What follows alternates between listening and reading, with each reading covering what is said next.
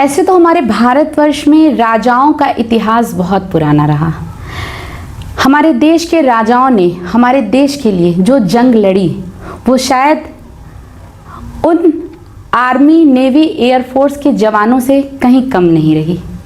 राम जन्मभूमि अयोध्या, जब भी नाम आता है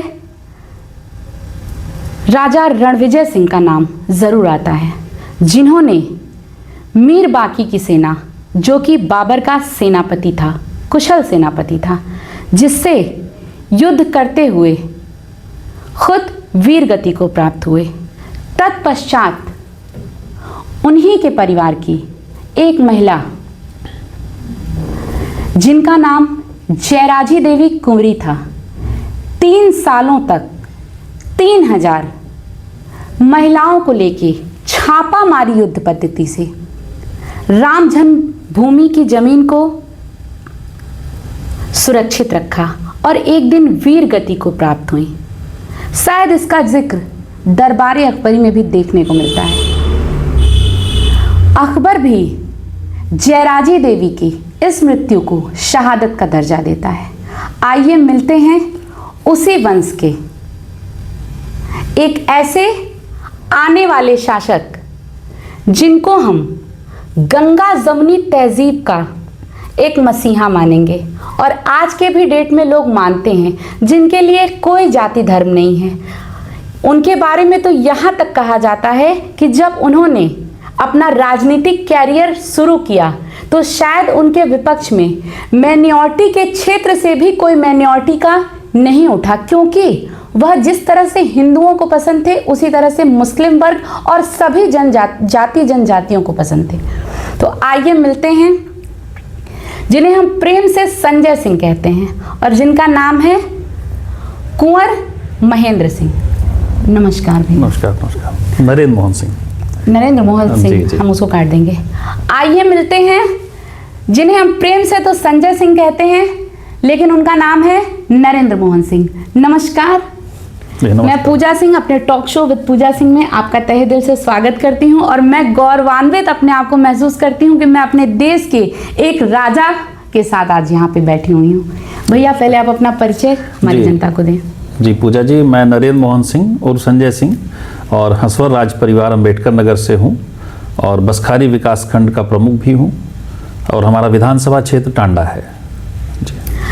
जैसा कि भैया आपके बारे में यह सुना गया कि आपने अपना राजनीतिक करियर 2001 से शुरू किया था और आपने यह शुरुआत राजनीति की पहली सीढ़ी, जिसको ब्लॉक प्रमुख का चुनाव कहते हैं, वहां से शुरू की।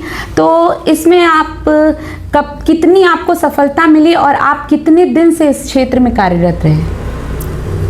जी पूजा जी, मैं जब 2001 में ब्लॉक प्रमुख का चुनाव मैंने लड़ा था तो प्रमुख बनने से पहले क्षेत्र पंचायत सदस्य होना ज़रूरी होता है जी। तो उस समय भी मैं अपनी सीट से निर्विरोध बीडीसी मेंबर हुआ था और मतलब हमारे सामने किसी ने कोई पर्चा नहीं भरा, सबने पर्चा अपना वापस ले लिया था और मैं निर्विरोध हो गया था 2001 में। 2001 से 2005 तक मैं रहा, 5 वर्ष। उसके बाद वो सीट महिला के लिए रिजर्व हो गई तो हमारी श्रीमती धर्मपत्नी स्वर्णलता सिंह, श्रीमती स्वर्णलता सिंह, वो उस ब्लॉक से ब्लॉक प्रमुख बनी। 2011 तक वो रहीं। उसके बाद सीट रिज़र्व हो गई ओबीसी एससी के लिए। इधर फिर जब 2021 में चुनाव हुआ तो मैं पुनः ब्लॉक प्रमुख बना और मैं और मेरी पत्नी दोनों हंसवर में 2 क्षेत्र थे हमारे बीडीसी मेंबर के, दोनों क्षेत्र से हम लोग निर्विरोध बीडीसी मेंबर थे।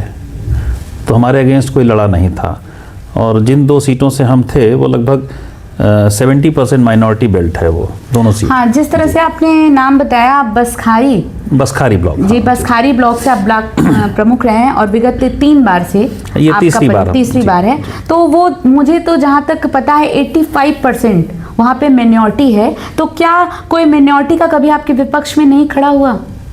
नहीं मैम, कोई नहीं खड़ा हुआ, बल्कि वहाँ चूँकि बड़ा सम्मान है हमारे परिवार का और मैं बड़ा शुक्रगुजार हूँ अपने मुस्लिम भाइयों का भी, अपने सभी हिंदू भाइयों का भी, कि किसी ने भी हमारे सामने पर्चा नहीं भरा और शुरुआत में भरा भी था तो फिर बाद में जब जाने कि हम लोग लड़ने जा रहे हैं तो फिर वापस ले लिया उन लोगों ने। तो ये तो बिल्कुल ऐसा हो गया कि जैसे कि एक नदी के पास बकरी और शेर दोनों पानी पीते हैं, तो आपकी बातों से ऐसा एटमॉस्फेयर बसखारी में क्रिएट हुआ कि एक ही नदी के पास शेर और बकरी दोनों को ही आपने पानी पिलाया और आपने एक सच्चा राजपूत और राजवंश का होने का परिचय दिया। मैं जानना चाहूंगी कि आप आगे आपका क्या प्लान है, और आप जहां तक कि हमें पता चला है कि आप टांडा से विधानसभा के लिए अप्रोच करना चाहते हैं और चाहते हैं कि आप एक विधायक के रूप में एक राजा की तरह जनता की सेवा करें, तो इस बारे में आपका क्या विचार है? जी ज़रूर मैडम, मैं चाहता हूं कि 27 में विधानसभा का चुनाव हो तो पार्टी मुझ पर विश्वास व्यक्त करे, और मुझे ऐसा लगता है विश्वास व्यक्त करेगी भी। और अगर वो मुझ में विश्वास व्यक्त करती है तो निश्चित रूप से 2027 में मैं चुनाव लड़ूंगा। और यदि मेरी किस्मत में हुआ कि मैं विधायक बना तो विधायक बन के अपने क्षेत्र की सेवा करूंगा, अपने लोगों की सेवा करूंगा। अभी तक मैंने ब्लॉक प्रमुख बन के अपने बसखारी ब्लॉक तक ही मैं सीमित रहा और ब्लॉक में ही अपने लोगों की सेवा की। उस ब्लॉक के माध्यम से जो भी विकास कार्य हमारे जरिए हो सके, सड़कों का निर्माण हुआ, नालियों का निर्माण हुआ, पुलियों का निर्माण हुआ, तमाम हमने जो प्राइमरी पाठशाला में हमने वाटर कूलर्स लगवाए, गरीब बच्चे वहाँ पढ़ने जाते हैं तो उनको ताकि अच्छा स्वच्छ पानी मिल सके, इसके लिए हमने वहाँ वाटर कूलर की स्थापना कराई। ऐसे बहुत सारे काम हम लोगों ने किए हैं, और अगर मुझे विधानसभा में जाने का अवसर मिलता है तो निश्चित रूप से हम पूरे विधानसभा की, अपने जनपद की सेवा कर सकेंगे। जी। देश की सबसे बड़ी सेवा एक शैक्षिक सेवा, अगर आप शैक्षिक योग्यता के क्षेत्र में अगर आप अपना योगदान देते हैं तो हमें तो लगता है कि भारत में सबसे बड़ा योगदान यही होता है। तो जहां तक आपके बारे में पता है, ब्रह्मचारी महाविद्यालय राजे सुल्तानपुर में संस्थापक हेतु आपने अपनी पैतृक भूमि दान की। हाँ जी, हमारे पूज्य पिताजी स्वर्गीय श्री कुंवर नृपेंद्र बहादुर सिंह जी, जो कि विधान परिषद के सदस्य भी रहे थे, तो उन्होंने वहाँ पे हमारी पैतृक भूमि थी उसको दान किया, और उस क्षेत्र में विद्यालय खोले, वहाँ के लोग शिक्षित हों, इसके लिए पैतृक भूमि दान की गई थी, जिसमें कि लल्लन जी ब्रह्मचारी महाविद्यालय स्थापित है। कोविड काल में भी ऐसा आपके बारे में सुनने को आया कि आपने बहुत ज़्यादा समाज के लिए खाना पीना और सब कुछ किया, और उस समय भी आप कभी भी जात पात और जाति धर्म को नहीं देखते थे। तो कोविड में आपका कैसा योगदान रहा आपके क्षेत्र में? ऐसे तो कोविड में बहुत लोगों ने किया है, बट कुछ लोगों ने कुछ स्पेशल किया सोसाइटी के लिए। अब जैसा कि पूजा जी, हमारे जब राजशाही कायम थी, जब रियासत थी, तो उस समय भी हमारे रियासत द्वारा एक सदाव्रत चलता था। सदाव्रत का मतलब ये होता था कि शाम को 6 बजे के बाद डंका बजता था, और उसमें उस क्षेत्र में जो भी भूखा दुखा हो वो आके या तो राशन ले ले या तो अपना भोजन कर ले।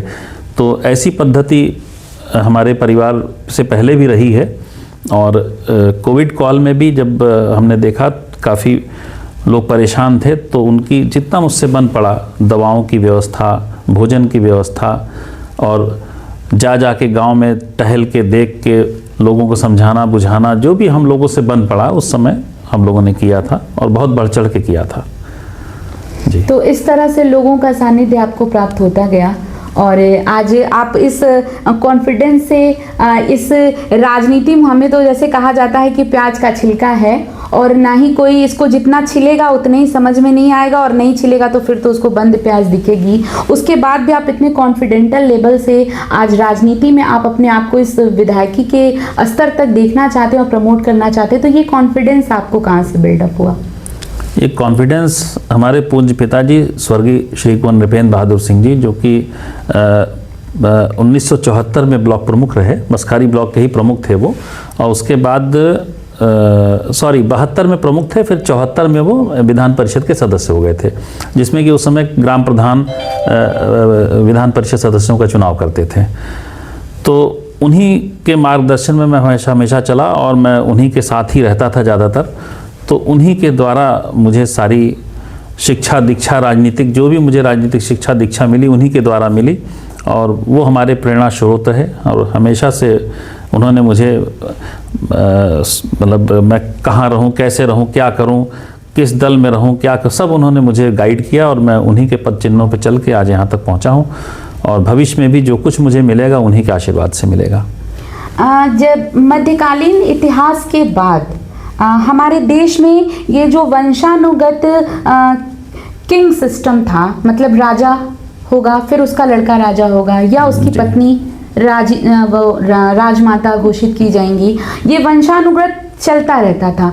बट जब हमारा मॉडर्निज्म आया तो उसके बाद हम जनता के चुनाव से अपना राजा चुनने लगे। तो बहुत सारे रजवाड़े जो थे उन्होंने राजनीति को छोड़ दिया कि यार हम तो राजा हैं, हम जनता को ये चुनाव का मौका क्यों दें, हम तो रजवाड़े से चले आए कि हमारे पिता राजा थे, तो हमारे अंदर भी है कि बचपन से कि पिताजी के बाद हमें राजा होना है, फिर हमारे बेटे को होगा, हमारी बेटी को होगा। तो बहुत सारे लोग ये पॉलिटिक्स से हट गए और कि हम जनता के चुनाव पे भरोसा नहीं करेंगे, हम तो खुद में राजा हैं। तो ये चीज़ फिर आप उसी वंश से हो कि आपके में ये चीज़ें आई कि नहीं, जनता भी हमें राजा चुन सकती है, ये चीज़ें आपके मन में आई? तो कभी आपको ऐसा ईगो नहीं लगा कि यार हम तो खुद राजा थे, जनता कौन होती है हमें चुनने वाली?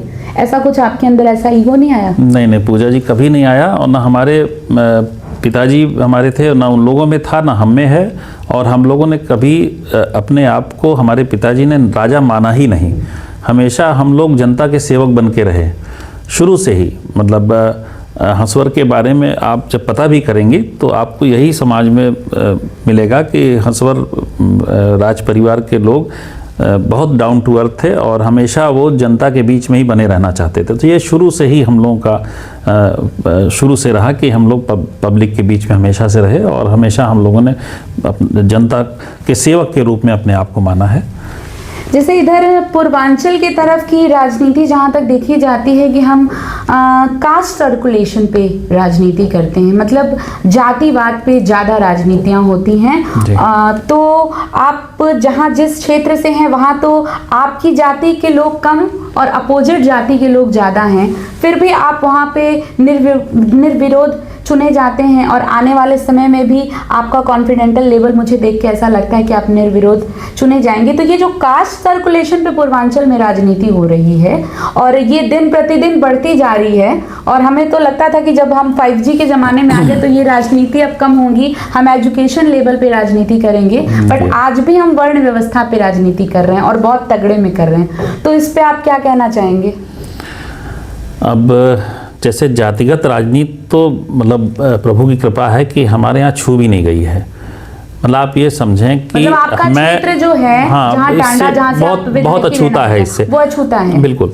अब जैसे कि हंसवर जो हमारा गांव है वो हमारे अंबेडकर नगर जनपद का सबसे बड़ा गांव है और वहाँ पर हम अकेले क्षत्रिय राजपूत परिवार हमारा अकेला है और वहीं से हम अपना बीडीसी मेंबर निर्विरोध होते हैं और वहीं से हम ब्लॉक प्रमुख बनते हैं। और हमारे हंसवर में करीब 8 क्षेत्र पंचायत सदस्य हैं, मतलब जो बड़ा गांव है ना, तो वहाँ पे 8 बीडीसी मेंबर हैं। और फ्रॉम द बिगनिंग जब हम लड़ने की तैयारी शुरू करते तो 8 हमें गिनती 9 से शुरू करनी पड़ती है, वो 8 ऑटोमेटिक हमारे साथ होते हैं। अच्छा जी, तो ये तो बहुत बड़ी उपलब्धि है आपकी। तो जी, लेकिन बट ऐसा अचानक से तो नहीं हुआ या कुछ ऐसा जादू तो हुआ नहीं हुआ, कुछ तो आपके राज्य परिवार ने टांडा के लिए, बसखारी के लिए, उस क्षेत्र के लोगों के लिए जो कि किसी भी जाति वर्ग के रहे हों, आपके अपोजिट भी रहे हों, कुछ तो आपके राजवंश ने वहाँ के लिए अपना योगदान, अपना त्याग दिया होगा कि जो चीज़ें आज आपको देखने के लिए मिल रही हैं। नहीं, निश्चित रूप से त्याग है हमारे परिवार का। जैसा कि हमने बताया कि सदाव्रत चलता था, लोग 6 बजे के बाद डंका बजता था, लोग आके खाना ले जाएं या खा लें। और इसी प्रकार से हमारे यहाँ जब ज़मींदारी कायम थी तो आप ये समझें कि जो भी दूर दराज से क्षेत्र से लोग आते थे उनके बेटियों की शादी, विवाह और उनको जो भी उस समय सामान की ज़रूरत पड़ती थी शादी विवाह में, वो सब हमारे यहाँ से दिया जाता था। तो काफ़ी हम लोग शुरू से ही जनता से जुड़े रहे, पब्लिक से जुड़े रहे। तो हमें लगता है उसी का नतीजा है कि आज भी लोग हमारा सम्मान करते हैं और जहाँ भी हम लोग खड़े होते हैं तो वहाँ पे जात पात की बात सब खत्म हो जाती है। आपके भारत में वन सिटीजनशिप है, जैसे एकल नागरिकता आपके देश में है कि हम सिर्फ भारत के नागरिक हो सकते हैं। तो अगर कोई भी व्यक्ति भारत का नागरिक है तो 1947 में जब देश का बंटवारा हुआ तो जो लोग हमारे देश में नहीं रहना चाहते थे उन्होंने दूसरे देश की नागरिकता को ग्रहण कर लिया, जो भी हमारे देश में रहे वो भारतीय रहे। तो क्या आप विधानसभा में एक विधायक बनने के बाद क्या आप ये प्रस्ताव पारित करना चाहेंगे कि हमारे देश में वन सिटीजनशिप के तरह ही एक जाति व्यवस्था, नागरिक हो, हम किसी जाति धर्म के नहीं है, वी आर इंडियन, हम भारतीय हैं? नहीं, बिल्कुल मैं आपकी इस बात से सहमत हूँ और अगर मुझे अवसर मिलता है तो निश्चित रूप से हम इसके लिए प्रयास करेंगे कि वन सिटीजनशिप का व्यवस्था यहाँ लागू हो। निश्चित रूप से इसके लिए हम प्रयास क्योंकि ये जो खंड खंड में देश बट रहा है और आए दिन ये छोटी छोटी चीजें जो देश की शक्ति को बांट रही हैं। वो जो एक कहानी थी एक बुढ़े की ना, कि उसके 4 बेटे थे और उसने एक लकड़ी सबको दी, फिर 4 सबने तोड़ दिया और फिर सभी लकड़ियों का गट्ठर बन गया। तो क्या आप इस चीज को जनता जैसे कि आपको सुन रही है, तो जो लोग भी सुन रहे हैं, हम चाहते हैं कि आप उनको ये बात बताना चाहें कि आप अपने सत्ता में आने के बाद क्या अलग अलग डंडे को बांट के अपनी सत्ता को चलाएंगे कि उन डंडों का एक गट्ठर बना के अपनी संस्था? नहीं, बिल्कुल उन डंडों का एक गट्ठर बना के ही सत्ता चलाएंगे और हम चाहेंगे सब लोग एकजुट रहें, एक साथ रहें, क्योंकि एकजुटता में ही ताकत है और सब लोग जब एक रहेंगे तभी हम भी मजबूत रहेंगे, हमारा देश भी मजबूत रहेगा। तो निश्चित रूप से हम यही चाहेंगे कि सब लोग एक रहें, एकजुट रहें। आपके उत्तर प्रदेश में सबसे ज़्यादा नारी सशक्तिकरण एक ज्वलंत टॉपिक है और इस पे उत्तर प्रदेश सरकार ने काफ़ी कार्य भी किया। तो हम आपसे ये पूछना चाहेंगे कि सत्ता में आने के बाद आप नारी सशक्तिकरण के लिए अपने क्षेत्र में क्या करना चाहेंगे? देखिए, वैसे तो जिस दल में हम हैं वो खुद ही नारियों के बारे में बहुत सोचती है। जैसे 33% का आरक्षण भारतीय जनता पार्टी ने दिया और तमाम सारे समूहों का गठन किया जिससे हमारे क्षेत्र की महिला काफ़ी सशक्त हो रही हैं, तमाम सारे व्यवसाय कर रही हैं। तो हमारी पार्टी तो खुद ही उसमें बहुत आगे है, भारतीय जनता पार्टी जिस दल से मैं हूँ। और बाकी हमारी भी पूरी इच्छा, हम तो ब्लॉक प्रमुख ही हैं, हमने तमाम समूहों का गठन कराया, तमाम महिलाओं का ग्रुप बनाया और उसमें तमाम लोग आज रोजगार से जुड़ गई हैं, तमाम लोग अपने पैरों पे खड़ी हो चुकी हैं। तो निश्चित रूप से नारी हमारे क्षेत्र में क्या पूरे देश में बहुत मजबूत हो रही है। जब भी कभी सत्ता की बात आती है तो हमेशा माइनॉरिटी को अलग कर दिया जाता है और माइनॉरिटी के वोट को काउंट नहीं करते लोग। लेकिन आपके क्षेत्र में जैसा कि आपका एक व्यक्तित्व है कि आप सबसे पहले आप सभी जाति धर्मों के साथ चुनाव को लड़ते हैं और विजयी भी होते हैं। तो मैं ये कहना चाहूँगी कि दूसरे जगह पे ये सारी चीज़ें लोग अवॉइड क्यों करते हैं? अगर ये आप ही के जैसे सारे लोग हो जाएं तो फिर तो सारा झगड़ा ही खत्म हो जाएगा देश में। बिल्कुल होना चाहिए और मैं तो यही चाहूँगा, सबको यही कहूँगा कि सब लोग मिलजुल के रहें और सबको साथ लेके चलें, क्योंकि हमारे इस देश का विकास भी सबका साथ सबका विकास है। जब तक हम सबको साथ लेके नहीं चलेंगे तब तक हमारा ये देश आगे नहीं बढ़ सकता है। अच्छा, तो मैं तो ये जरूर संदेश देना चाहूँगा, सभी को देना चाहूँगा आपके इस चैनल के माध्यम से कि सब लोग सबको साथ लेके चलें, कोई विभेद कोई भेदभाव न रखें। सामान्य जी। अच्छा, आपकी रियासत कहाँ पे है? ये हंसवर है, ये अंबेडकर नगर जिले में एक हंसवर ग्राम सभा भी है, सबसे बड़ी ग्राम सभा है वो जनपद की हमारे, वही हंसवर ही रियासत थी। तो छोटे छोटे आप लोग रहे होंगे तो आपने वो बड़े बड़े राजा वाले महल वगैरह तो देखे होंगे? जी नहीं, महल तो आज भी है। वो अच्छा। तो हाँ काफ़ी बड़ा है और हम लोग समझिए उसको ढो रहे हैं। पूर्वज हमारे बना के चले गए, अब हम लोग उसको सजोए हुए हैं जितना हमसे बन पा रहा है। ऐसा देख के बहुत ऐसा जैसा पिक्चर में दिखाता है, ऐसा देख के कभी प्राउड फील हुआ बहुत कि हम तो रियासत के हमारे पास महल है, ऐसा कुछ ऐसा फील होता था? नहीं, कभी हमें ऐसा फील नहीं हुआ। और अब हम लोग तो सच बताएं कि कभी अपने आप को हम लोगों ने राजा माना ही नहीं कि हम लोग किसी राज परिवार से हैं, राजा हैं। तो असली राजा तो वही है जो खुद को राजा ना माने, तभी तो वो समाज की सेवा कर पाएगा। जब हम खुद में ईगो लाएंगे कि हम राजा हैं तो फिर आप जिस जगह पे आज हैं और जिस जगह के आप बिल्कुल फेवरेट हैं, प्रिय हैं, फिर आप उस जगह पे हो ही नहीं पाएंगे ना, अगर आप अपने आप को राजा मान लेंगे जिस दिन। तो मुझे तो लगता है आपने कभी और आपके परिवार ने कभी खुद को राजवंशी माना ही नहीं, तभी आज आपका जनता इतना फेवर करती है। हाँ, मुझे लगता है ऐसा है। माता रानी के तो आप भक्त होंगे? निश्चित, हमारा दुर्गा जी का मंदिर है और हमारे बाबा जी जो स्वर्गीय जितेंद्र मोहन सिंह जी जो तालुकेदार थे, उन्होंने माता रानी का मंदिर हमारा बनवाया था और अष्टधातु की बहुत बड़ी मूर्ति है। कभी आप आइए, दर्शन भी कराएंगे आपको। हाँ, तो हम निश्चित रूप से माता जी के भक्त हैं, माता रानी के भक्त हैं हम लोग। एक क्वेश्चन मैं आपसे पूछना चाहूँगी कि जब दानवों का संहार करना था तो सारे देवी देवताओं ने एक शक्ति को अवतरित किया और सभी ने अपने अस्त्र शस्त्र को देके एक शक्ति को अवतरित किया माँ दुर्गा। जिसका पर्याय हम माँ दुर्गा के रूप में मानते जी। हैं। उस जगह किसी पुरुष का अवतरण क्यों नहीं किया गया? कोई पुरुष क्यों नहीं गया चंडमुंड का और शुंभ निशुंभ का संहार करने के लिए? क्या आप लोग भी इस चीज को मानते हैं कि नारी और माँ दुर्गा, हर नारी में माँ दुर्गा का रूप है और हर माँ दुर्गा में नारी की शक्ति है? बिल्कुल है, निश्चित रूप से हर नारी में माँ दुर्गा की शक्ति है और इसीलिए नारियों को हमेशा पूजा गया है। और माता रानी को इसीलिए सभी देवी देवताओं ने बनाया कि वो ही जो है सभी राक्षसों का संहार करें और जो है जो इन राक्षसों दुष्टों का जो क्रियाकलाप है उसको बंद करें। जी। अपने क्षेत्रवासियों को आने वाले समय के लिए आप कोई सांकेतिक संदेश देना चाहेंगे?